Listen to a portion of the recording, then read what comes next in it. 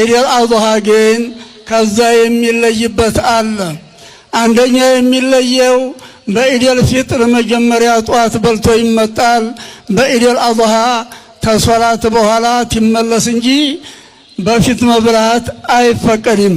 ነቢያችን አለይሂ ሰላቱ ወሰላም ሰግደው ሲመለሱ ሁለት ሙክቶች አርደዋል።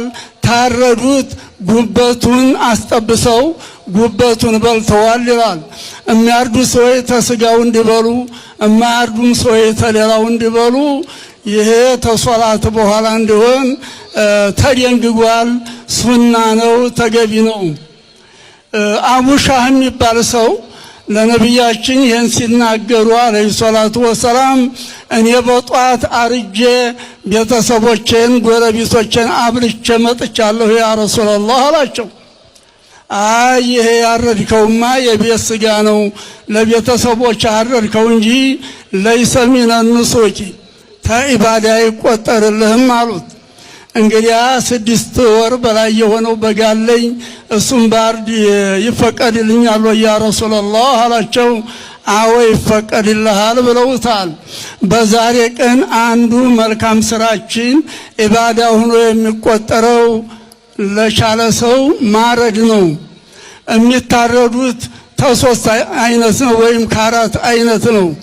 ተግመል፣ ተከብት፣ ተፍየል፣ ተበግ። ተሌላ ቢያርድ ኢባዳ አይሆንለትም። ምናልባት ራሱ ማረድ የሚችል ሰው ራሱ ይረድ ተብሏል። ራሱ ማረድ የማይችል ሰው ሌላ ሰው ሲያርድለት እዛው ቁሞ ይመልከት።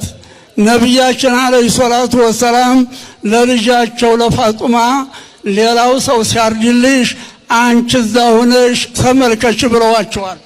ምክንያቱም መጀመሪያ ደሙ ጠብ ባለ ጊዜ በደሙ ጠብታ ወዲያው ወንጀሉ ይማራል። በጠጉር ልክም ደግሞ በግመል በከብት በበግ ጠጉር ልክ ሰዋብ ይመዘገብለታል ተብሏል። የቻለ ራሱ ማረድ ነው። ያልቻለ ደግሞ ሲታረድለት እዛው ቁሞ ሊመለከት ይገባል።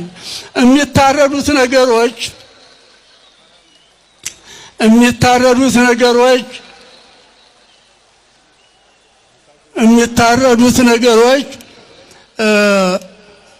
አመታቸው ተበግ ተፍየል 1 አመት ሆኖት 2ኛ የገባ ተግመል 4 አመት ሆኖት 5ኛ የገባ ነው።